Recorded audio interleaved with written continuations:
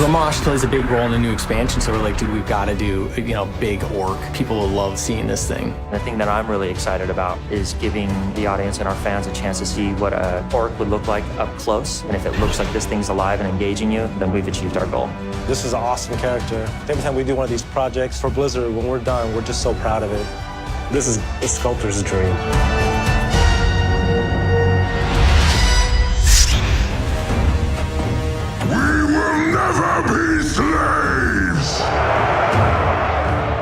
Grommash has been in Warcraft lore for a really long time. So it's important we make the statue really epic. The first thing we do is we build a maquette. It's a preliminary sculpt that you do to capture the essence of the final piece. Typically they're rough, but sometimes they're fully finished, like in the case of Grommash. We decided to use the maquette that I made because there is that spot that you can stand where he's screaming right in your face. I'm super excited to see where Steve will take this. I'm Steve Wang, and this is Alliance Studio. We do concept art, we do 3D digital modeling, printing, all the way to doing statues for game companies. I've been working with Blizzard now for about 10 years. The first project that I did for Blizzard was Nova, and it led to doing Illidan, Kerrigan, Jim Raynor, and Tyrael. Steve Wang and his crew operate on a level of badassery that is unmatched. We've been working together for roughly 10 years. Different experience, right? Same level of commitment to quality, but now he's got this full-fledged studio. That's one of the best craftsmen in the world, right? Now he's adopted a lot of the 3D technologies. He's got the full production environment, which makes the end product better. So we did a scan of the maquette, and then what we did was Eddie straightened them out, which allowed us to print it to scale. So we have some sort of physical reference when we do the sculpture. Right. From here, we're going to build the armature, right. The sculpture armature. How long do you think the build process is going to be for this? We're scheduling basically 4 months.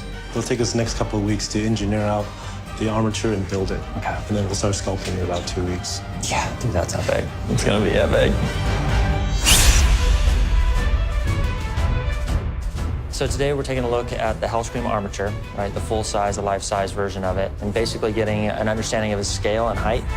We've designed the armature in CAD, and we have all the pieces cut out and scaled properly, and we've welded it. This is a really good representation of what we're going to be building. I just don't want it to feel too small, right? Like at first I was just like, oh, is he small? Right? Because he's hunched over and we're seeing only a skeleton, we're not seeing a full mass. I want him to command that level of presence, try and not get lost in the crowd. And I think a lot of people also use these as meetup places, right? Looking at this, I could imagine us raising it just a little bit more, just to make it a little bit more impressive. Yeah, that to me feels more in that sweet spot.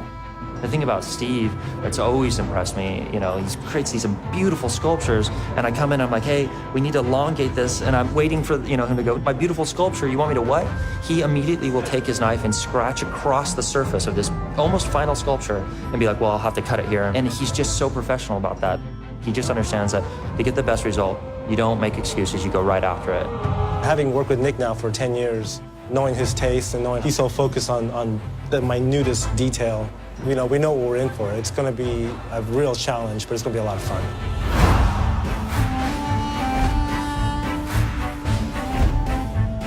Your face is so awesome.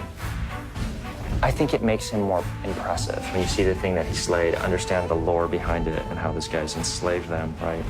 And now he's on top of it, like claiming it. He's actually scaled down, right? Oh, really? Yeah. But when we were doing the maquette, it was just like, we took Manaroth, right, chopped him up, put him underneath, right, just to scale it. And I'm like, this isn't gonna work, because in the cinematic, you don't see that. He just comes down, plunges on him, and then we cut. We're gonna have this team coming up out of the mouth, right? Mm-hmm. It'll be getting cut by the teeth, which will look so awesome. Yeah, steam coming out. The eyes, we're gonna do a little animation on it. Like, it's just kind of like dimming, like it's dying. Oh, awesome. And we'll just do a little bit of animation. Play with that as well. But that's gonna look so good.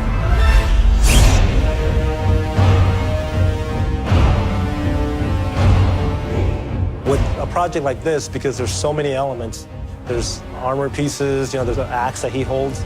Once we get those pieces sculpted, molded, we can take these actual pieces and start putting it on.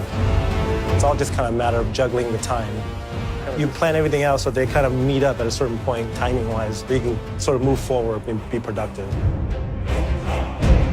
The progress at which Steve and his team is working is unparalleled. Seeing at the rate at which they're producing this, quality, I've never seen anything like this. Oh my God. There's a story behind every piece of armor, every piece of costuming, the aging of it tells a story.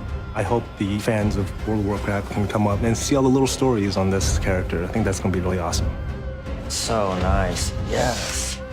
I can't wait for the rest of the world to see it. I can't wait for Blizzcon to see this. I think it's going to be something really special.